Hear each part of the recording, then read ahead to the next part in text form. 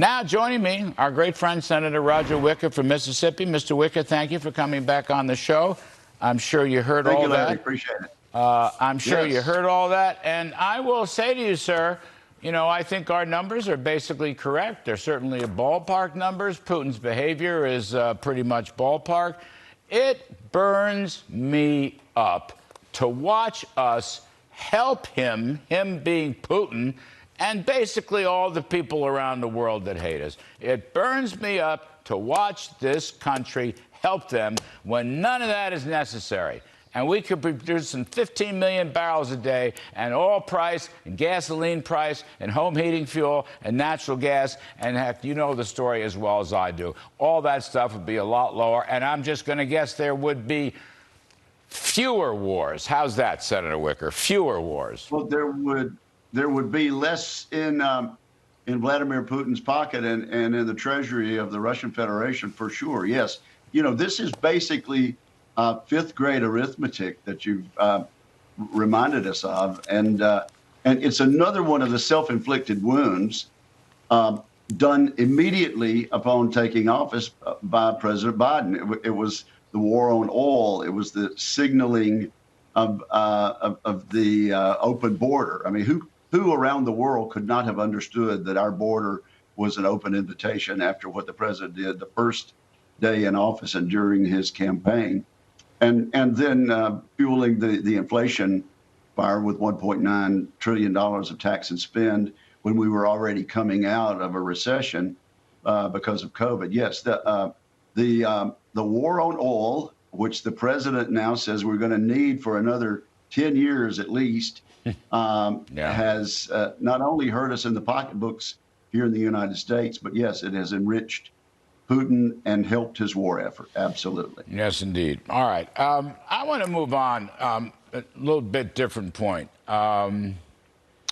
So we had this balloon. You were on last week. We were talking about ballooning and flying saucers and whatnot. Now we have Vladimir Putin pulling out of the START nuclear treaty. We have China, as always, insulting the United States and playing footsie with Russia more and more. Whether they're going to sell them lethal weapons or not, we don't know. Here's what I don't get, sir.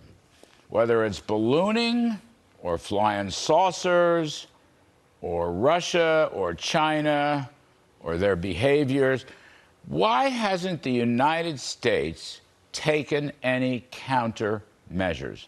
Why hasn't this country stiffened its back? And let me just add, I don't mean to presuppose an answer here, but I want to just speculate with you a moment. My former boss, Donald Trump, I believe, actually I just bumped into him at dinner the other night last weekend, he would have slapped on at least $100 billion worth of tariffs on China. He surely would have slashed or added export controls, thrown TikTok out of the country, and would have had quite a lot to say to Vladimir Putin as well. And yet, Joe Biden doesn't seem to say a single thing to these people who are kicking us in the shins, or worse, left and right. What do you make of that? Once again, I totally agree with you. It is a sign of weakness that China is looking for. And I think we're all correct to worry about China. To me, if you're worried about what might happen in the Western Pacific, where we have a ton of allies and we rely on a ton of trade, then you ought to be worried about the balloon because of the signal it sends. And basically, we know the Chinese spy on us, and heavens knows all of the major powers are involved in espionage. But for them to invade our airspace as they did, and for that to go really completely unanswered in terms of actual actions by the United States is yet another sign of weakness. And frankly, Larry, it's another good reason why we need to stiffen our resolve in Ukraine, because we know China is watching what we do, and they look for whether we have the resolve to see things through in terms of our international policy. I mean, Senator Wicker, I'm a free trader. I mean, I came into the administration as a free trader over 40 years You sure ago. are. Yeah. Over 40 years ago, I was a Ronald Reagan free trader, but not as it pertains to China. All right, I stop at that water's edge, not because it's not reciprocal with these guys, and they, in my view, this is me, not you, certainly, sir. I believe they are our enemy. They are our adversary. Plus, I believe Trump would have already taken action. I think Trump, and I'd like to see there may be other Republicans, Mike Pompeo, Governor DeSantis, I don't know, Nikki Haley, maybe they'd all be the same page. I'd like to hear from them what we should be saying to China right now. I mean, I'd slap the tariffs right back on. I'd push TikTok right out of here right now. I'd say, don't you dare. Because if you do dare, this, and this is going to happen. That's what Biden didn't do a year ago. Biden, kind of whined about terrible economic sanctions, and nothing happened because he didn't do anything. And when he did stuff, it was too late. You follow my logic? I want to see some people kick them in the shins back, or worse. I do understand exactly what you're saying, but I do also worry about this, Larry. The sanctions, as you pointed out, against Putin really haven't worked. There are ways around that. And I'll tell you, Phil Graham and I wrote an op-ed in the Wall Street Journal last year in which we started out by saying sanctions against China, an even bigger, more powerful economy, are going to be less effective than they were against Putin.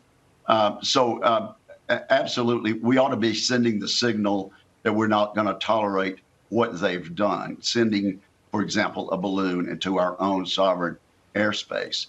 But beyond that, sanctions are not going to prevent China from doing something totally disruptive and totally stupid with regard to Taiwan. The solution there is for us to make sure that our friends in Taiwan have the ability to defend themselves, and for our allies in the Pacific to be so strong that, just like in the Reagan days, nobody tried anything. That's, to me, more important than any economic sanctions we could bring against China. And, they can make a choice, and I guess they made a choice 5-10 years ago against really being part of the international trading system and having both their citizens and the rest of the world benefit from, what you called Ronald Reagan's attempt at free trade.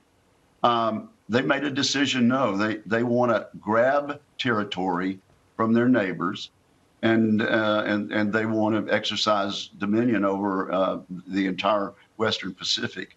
And that ought to worry us. And if that worries us, winning in Ukraine ought to be the signal that we want to send.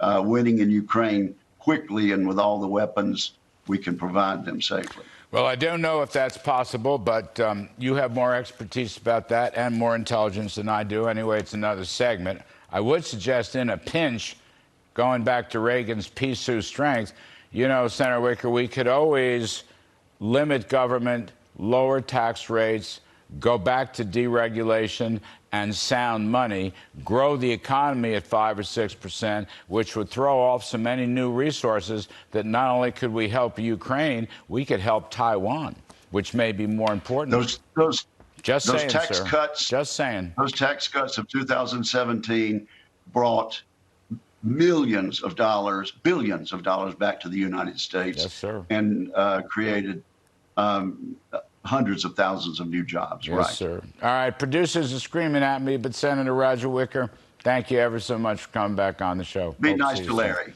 Thank you, sir.